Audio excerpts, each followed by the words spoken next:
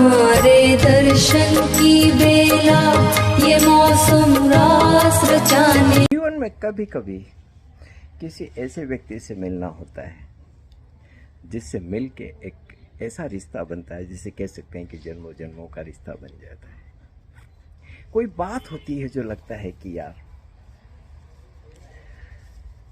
जयेश से जब मैं मिला और जयेश से जब मित्रता हुई, जयेश के साथ ऐसा ही हुआ। मुझे कभी नहीं लगा या हमें कभी नहीं लगा कि हम एक दूसरे को नया नया जानते हैं। जब भी जयेश का पुण्य आना होता था, अगर हम एक दूसरे को क्रॉस करते जरूर मिलते हैं। कई बार ऑफिस में जाके बैठ के बात करते और घंटों जयेश अपने पर्सनल अनुभव सुनाता, ओशो के साथ के, ओशो के प्यार के, ओशो के वर्क के, एक एक चीज को करना और उसके लिए उत्साहित होना, उसके लिए खुश होना, उसके लिए उत्सव मनाना, ये जयेश को देखने, जयेश की देखने जैसी चीज़ होती है।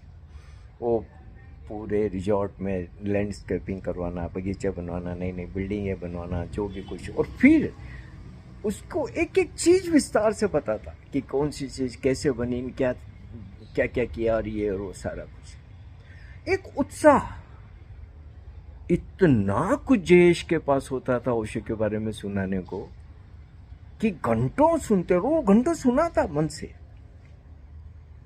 एक बार जब वो व्यक्ति ओशो के पास आया तो फिर पलट के उसने अपनी दुनिया को नहीं देखा।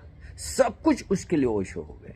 बहुत बड़ा व्यापारी था और बहुत कुछ उसके थे दुनिया भर में, और लेकिन जो कुछ भी किया ओशो के मिलने के बाद तो फिर सिर्फ ओशो के लिए किया और कुछ नहीं किया।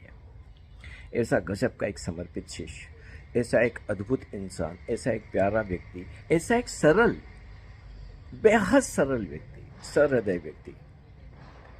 कभी मैंने जीवन में एक व्यक्ति के लिए भी कोई नकारात्मकता उससे नहीं सुनी। मैंने कभी किसी के लिए वो कुछ गलत नहीं बोलता,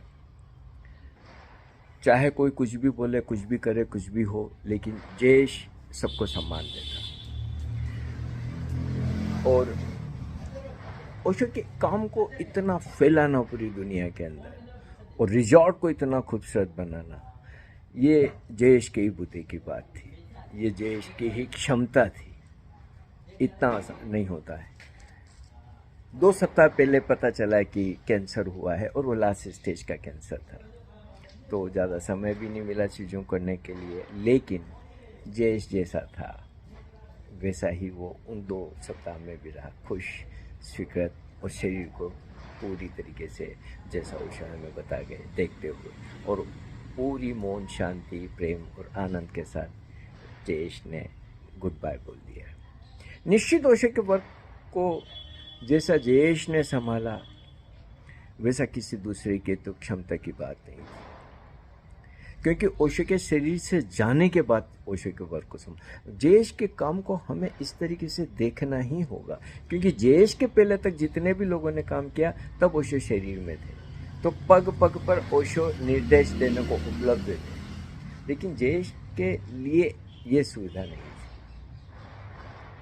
तो उस अत्यंत चुनौतीपूर्ण स्थिति को लेके जयेश ने जिस तरीके से ओशो इंटरनेशनल रिजॉर्ट को चलाया और जिस तरीके से ओशो के मैसेज को पूरी शुद्धता और वैज्ञानिकता के साथ में पूरी दुनिया में फैलाया, ये ओशो के काम में जयेश का अद्भुत कंट्रीब्यूशन है।